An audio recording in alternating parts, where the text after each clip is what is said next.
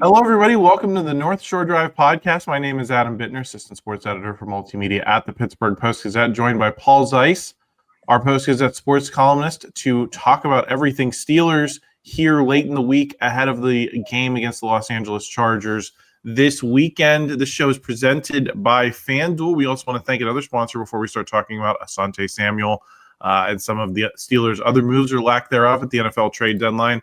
It's Edgar, Snyder, and Associates. When you've been hurt on the job, who decides when you're better? Who decides when your treatment is over? Who decides when your benefits are over? The answer might surprise you. Insurance company doctors do. How does that make you feel? If the answer is not great, call Edgar, Snyder, and Associates today at 1-800-94-EDGAR. They'll fight for the work comp rights you deserve. And remember, there's never a fee unless they get money for you. Paul, Jeremy Fowler is reporting that Asante Samuel Jr. is going to work out, visit the Steelers next week as he has become healthy from his injury. He's a free agent, but still pretty highly thought of as a cornerback option.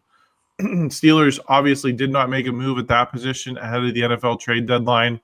Didn't make a move at a lot of positions. You've been on this channel this week.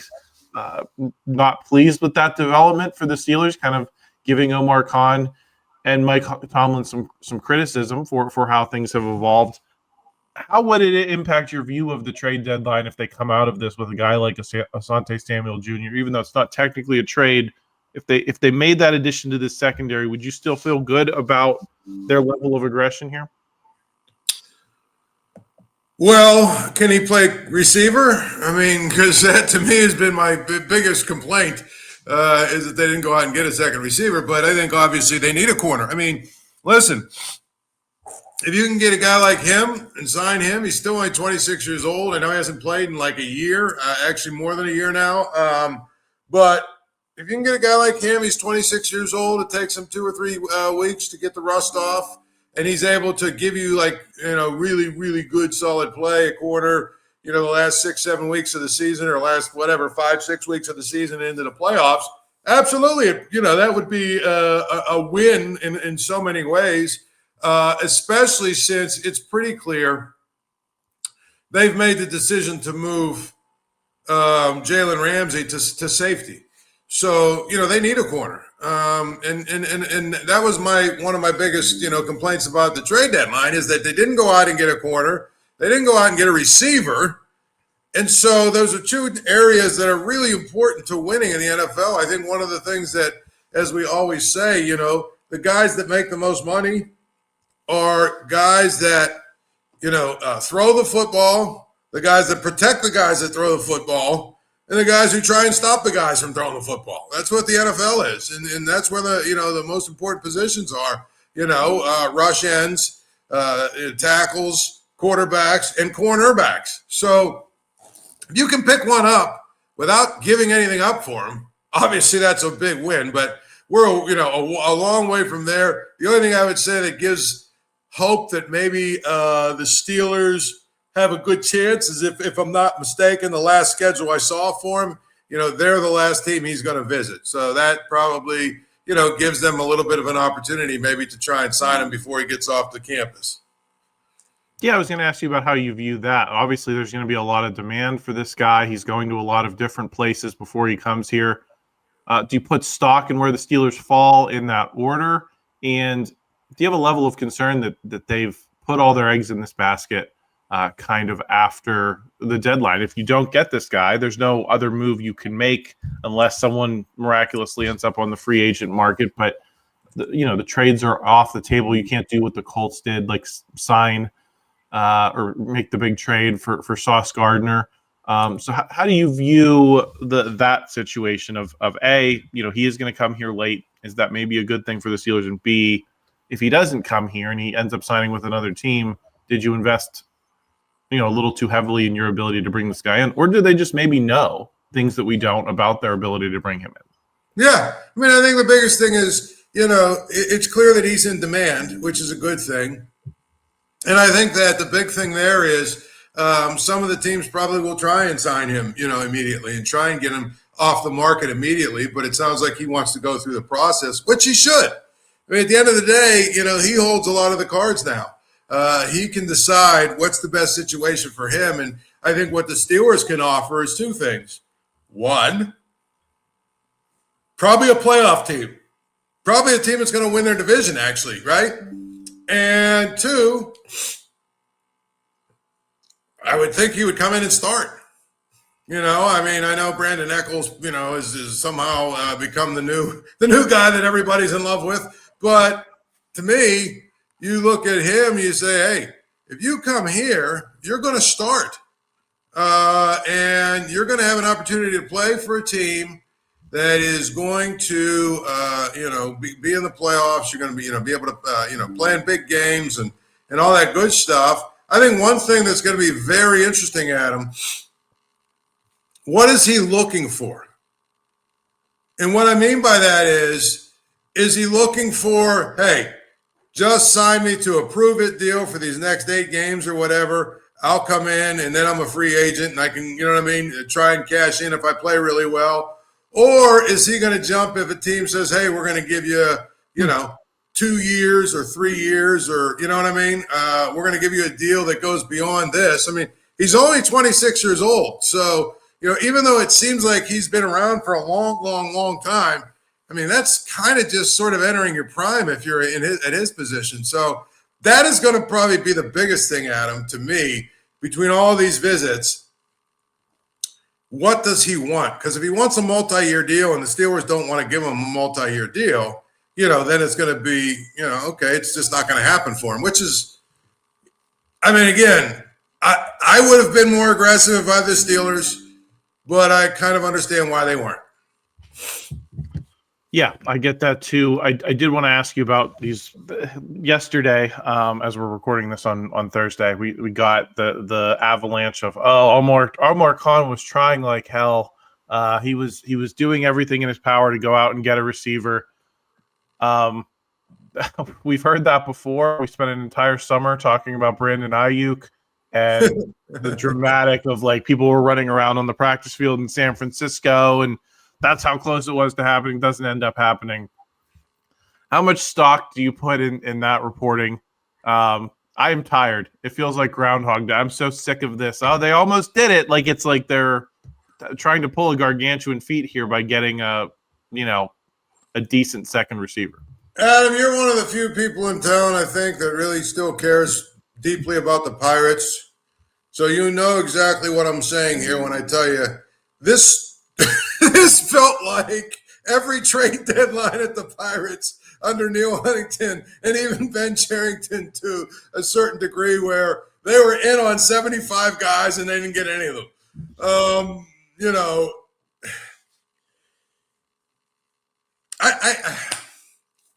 I don't want to come off as being critical of those people covering the team, because it's hard to cover a team and you've got to do certain things and all that other stuff. But more than any other team, it feels like the Steelers are world-class champions at leaking things that are always conveniently good for them. And at leaking things just at the point of time when they know that there's going to be bad PR or bad press. All of a sudden, one of the guys covering the team magically has some report from sources that takes away whatever the bad PR might be. So I'm not saying that they weren't trying really hard, but Adam, when I see a guy like Jakobi Meyers gets off the board for a 4th and a 6th round pick, and we know how many picks the Steelers have amassed over time, and they weren't willing to part with a 4th and a 6th, I have to just sort of say, how hard really did they try? I will say I'm okay with them not paying that price. Christopher Carter and I talked about, listen, look at the 4th round picks that they've made under Omar Khan the last handful of years. Nick Herbig, Mason McCormick, guys that are starters or heavily contributors. I don't mind them not paying that price per se. I wasn't fixated on Jakobi Meyers as an option, but geez, like where I break down is you could have probably spent some day 3 draft capital, later day 3 on somebody. And then I sit here and this is my next and last question for this segment, Paul. how does this wide receiver 2 search ultimately end? Are they going to finally invest major draft capital? This was a good wide receiving class. There were solid options. We spent a lot of draft season talking about. Didn't end up going in that direction. Do they finally do that? Do they finally say, we're going to invest a premium first or second round draft pick in a receiver after a handful of years of not doing that, pretty much since George Pickens? Do they make a big signing? Do they make a big trade? Or are they just going to hope that the Calvin Austins and Roman Wilsons of the world that they like a lot are going to develop into, what they need? I think if Aaron Rodgers decides he wants to play a second year, they'll absolutely go receiver in the draft real early.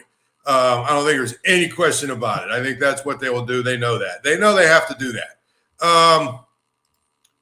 Knowing them, though, they'll trade back, and then because it's like against their religion or whatever to draft really high a receiver.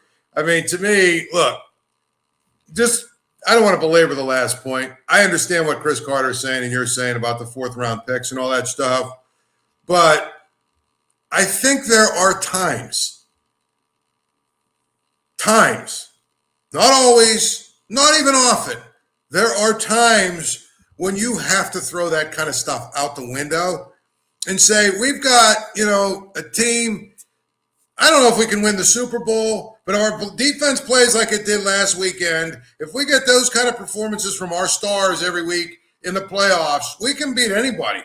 And the bottom line is, we're not going to beat anybody when we get 6 turnovers and we only end up with 27 points and in 200 yards of offense. We need to make our offense better for this year. And if we do, guess what? Nobody's going to care about our 4th round pick 5 years from now or 3 years from now or 2 years from now. Nobody's going to care about that if we make a long run in the playoffs. And I think that's my biggest issue is that there's this, whenever we have these discussions about trade deadlines and all that, there are always these like cookie cutter, this, is what has to happen. I look at each year individually. Like this year, I just feel like this is one year where the Steelers probably should have gotten a little bit out of character and gone out and gotten receiver, and if that meant giving up a 4th round pick, I'm okay with it, because at the end of the day, if they bring in a receiver and it helps them make a run in the playoffs, it's worth it to me. Do you do that every year? No. Do you do that in a year, in years when you're, genuinely rebuilding? No. But the Steelers never rebuild. That was the other company line that was out, put out in force, on Tuesday. Well, this is a rebuilding team. Well, if it's a rebuilding team, why'd you go get a 42-year-old quarterback and a bunch of 30-somethings? Why did you sign TJ Watt? If it's rebuilding, okay, then rebuild. It's not. They try and win every year. And to me, this feels like a year where if they just did a little extra, they'd get there. Now, I didn't mean to get off on a tangent, but it drives me crazy when we have these trade deadline discussions and everybody wants to make like some, like every team every year is in the same exact situation. But back to the idea of them drafting a receiver, I think it all depends on Aaron Rodgers. If they don't sign Aaron Rodgers, Adam, then they're going to what? Probably try and go get a quarterback, right? Then maybe they'll be using some of that draft capital to move up in the draft to get a quarterback. But I believe that they are not going to sign a guy when they have a $30 million receiver already on their roster. They're not going to go out and sign somebody for big money. They're going to go get a rookie, who'll be on his rookie deal. And by the time he's done with his rookie deal, DK Metcalf will be done with his deal and be gone somewhere. I think that's the route they'll go. Yeah, and I do think your point about Aaron Rodgers, Jalen Ramsey, all that is well taken. And I think that there is a debate between, are the Steelers going for it, or are they doing kind of this like under the surface rebuild where you're papering over your holes with these big expensive veterans, these old guys, and you're saying we're going to have these guys for a year while we get the roster built up. And I've never been in the camp of believing that they were really going for it because of exactly this, because they never went for it with the receiver. That to me would have been you're showing us that you're all in. I think sometimes in the NFL, spending money is what you do to paper things over. And that's kind of what they did. And we'll see how it works out for them. Maybe they'll end up making an extended run, and maybe we'll say they really regretted not getting Jakobi Meyers. I'm not writing off that possibility, but I think it's hard to read their intentions, if that makes sense, Paul. It is. But again, like I said, I can only go by the moves that they made, right? And so if you're a rebuilding team, you know what you do? You do what the Jets did. you unload some of your players to make sure you get enough first-round draft picks. If you need to get a quarterback, you can or whatever. You know, you don't sign 42-year-old guy to be your quarterback who's a Hall of Famer, who obviously when he signed wasn't coming here not to win. You know what I'm saying? Like, you clearly – with that in itself, then you go get Jalen Ramsey, then you get Jonnu Smith, you know, even bringing in a guy like Darius Slay, then you sign TJ Watt to a big, 2 or 3 year deal. I mean, to me, I look at the big picture and say, the moves you made in this offseason do not suggest at all to me that you're a team that thinks you're rebuilding. They suggest that you're a team who thinks that you have a chance to win this year. Or they're just trying to do both, and that is a tough needle to thread, for any team. So we'll see how that plays out. But Paul, we're going to go to the second segment here. We're going to talk about the Steelers in the AFC. Before we do, we want to thank another couple of sponsors: Savinas Kane and Gallucci, Pittsburgh's mesothelioma and asbestos attorney, standing up for victims of mesothelioma and asbestos cancers with over 85 years of experience. Visit them online at sdklaw.com. We also want to thank Olivia Numismatic Rarities. Gold prices are through the roof. There's never been a better time to cash in at Olivia Numismatic Rarities in Shadyside. You can turn your unwanted gold into instant cash safely, securely, and with full transparency. Bring your old jewelry, coins, and bullion and get top dollar from Pittsburgh's most trusted gold buyer. Visit onrcoins.com or stop by 5833 Ellsworth Avenue today. We will be right back.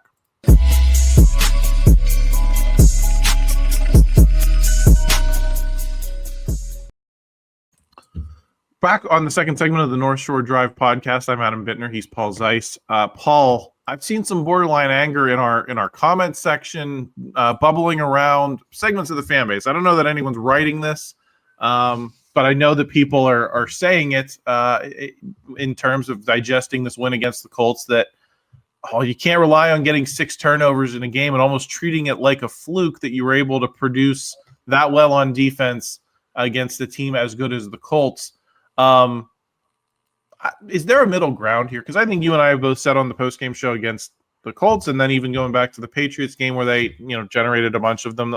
No, you can't rely on winning every game with 5 or 6 turnovers, but there's a degree of skill as well. Like, it's not like it's a total fluke to get some turnovers and win a game that way. Is there? I mean, am I missing something? Because I think this was a big win, and it seems like there's segments of the fan base that are not digesting it that way.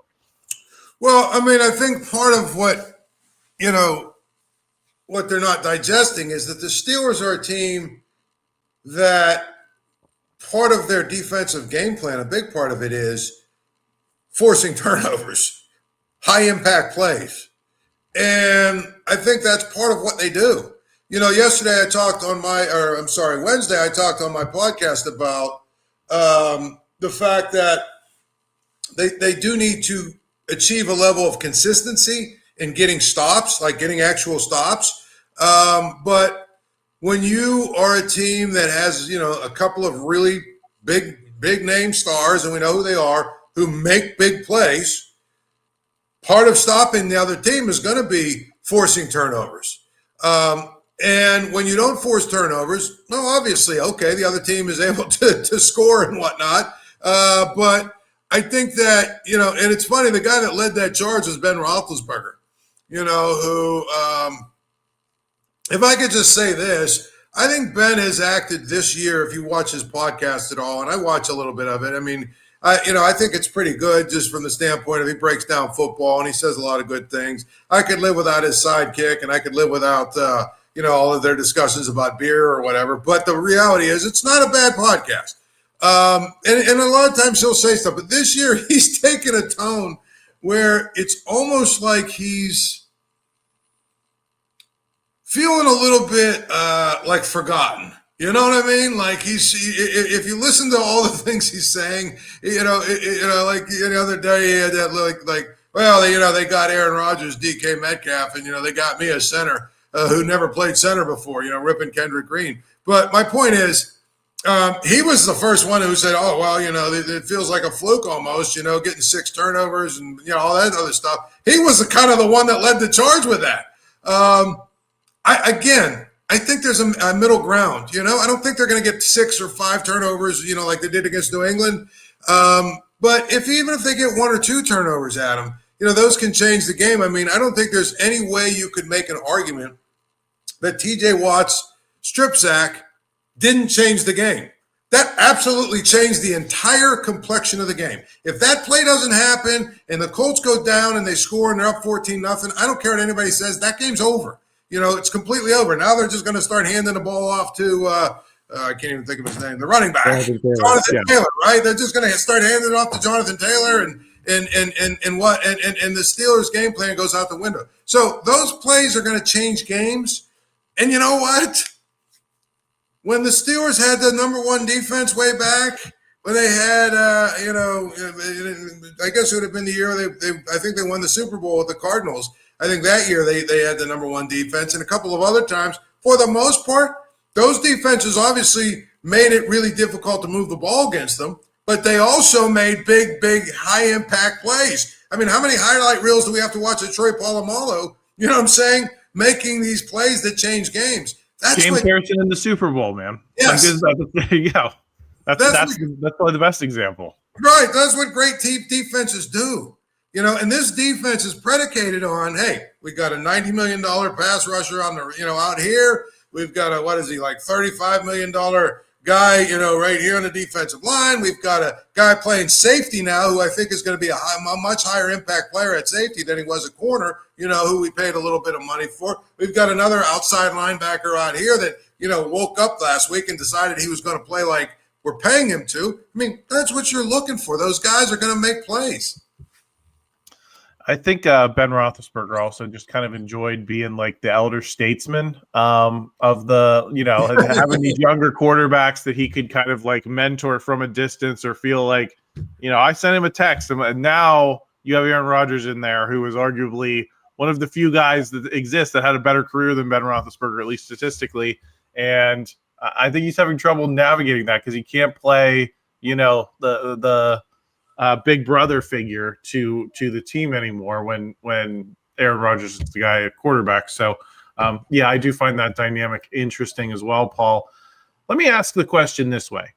Do you think the Steelers are better than the Colts and the Patriots?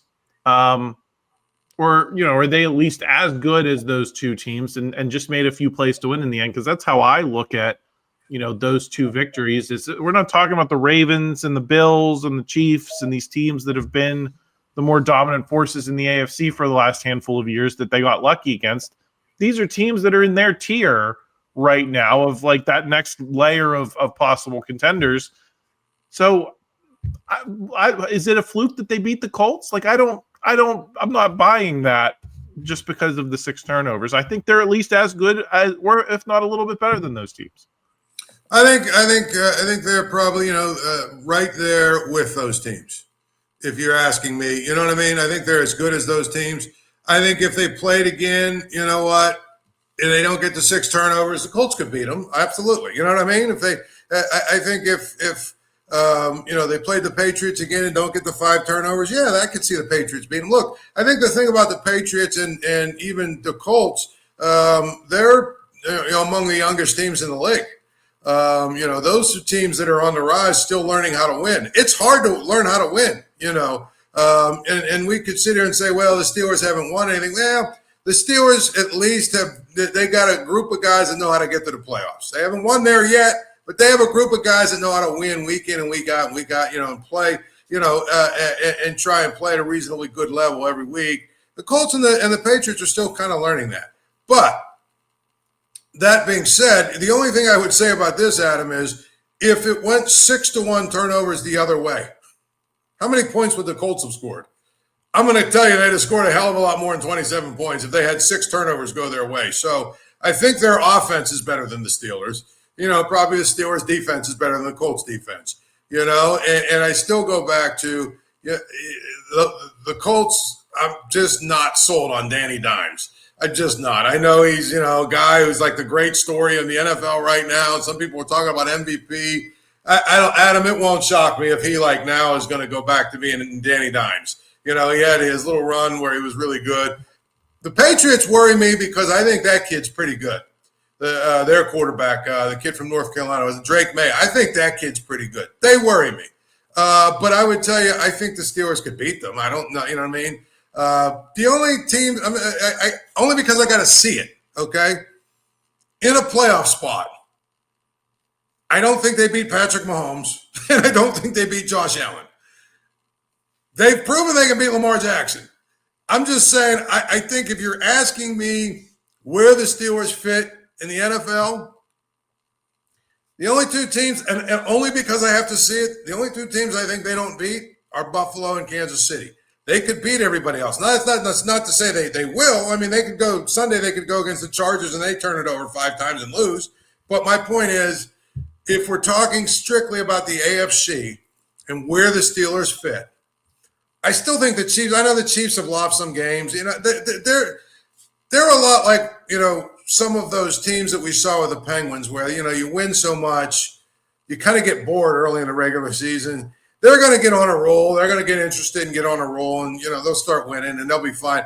I still think the Chiefs, everybody's playing. You got to beat Patrick Mahomes. In the AFC, they've not done that. Nobody's done that really except for Joe Burrow, I think, once, and maybe Brady once, right? But for the most part, he's dominated the AFC. And you know what?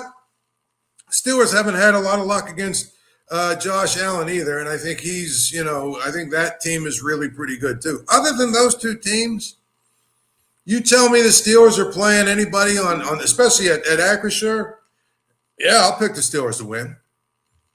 Steelers are plus 2,700 to win the AFC right now, according to our friends at FanDuel. So if you're looking to place a futures bet, make sure you stop over there. Paul, quickly, we'll wrap it up here. What's at stake Sunday night? If they beat the Chargers, you'll think what about them? And if they lose, you'll think what about them? I think if they beat the Chargers, I'll start to think a lot differently about them. I mean, I'll start to think that they're legitimately AFC contenders. And that this is a year they could actually go win some playoff games, which would make the trade deadline even that much more frustrating. But if they lose, I don't know that it'll change much about, the NFL is a week-to-week league. You're going on the road. You're going to the West Coast. It's not necessarily you're playing a reasonably good team. I know they're beat up a little bit, especially on the offensive line, but it's the kind of game you lose. I mean, you had a big win at home. Now you go on the road. You got to play another playoff team. You know, they're a team that is, got aspirations just like you do. If you look at where they're at right now, I mean, they essentially have the same record as you do, and so to me, I mean, I look at it and just say, this is a pretty even game, and whoever plays better is probably going to win it. You want to tell me that playing in San Diego or in Los Angeles is worth a point or two for the Chargers? Maybe, but there's going to be more Steeler fans there than there'll be Chargers. So, I just don't know that that's even a factor. So, if they win, I think if winning it will be very impressive to me if they win this week. If they lose, it won't make me change really what I think about this team, which is I think it's a team that's probably going to win the AFC North. Yep, I tend to agree there, Paul. But thank you for joining me this week on the North Shore Drive. If you're just joining us for the first time, please subscribe to the channel. Got a lot more coming your way. We'll have the Saturday episode of the North Shore Drive with Christopher Carter and Brian Bacco. We'll also have Paul and I will be up late on Sunday night doing the post-game show right here on this channel and on Post-Gazette.com, so subscribe for all that. Please like this video if you enjoyed it. Help us out in the YouTube algorithm. And please check out our written work at post-gazette.com. We always appreciate the support there. With that said, we will talk to you again next week. Thank you for checking out this content from Post-Gazette Sports. If you watch this video on YouTube, please like the video and subscribe to our channel. For all of the sports coverage the Post-Gazette has to offer, visit post-gazette.com.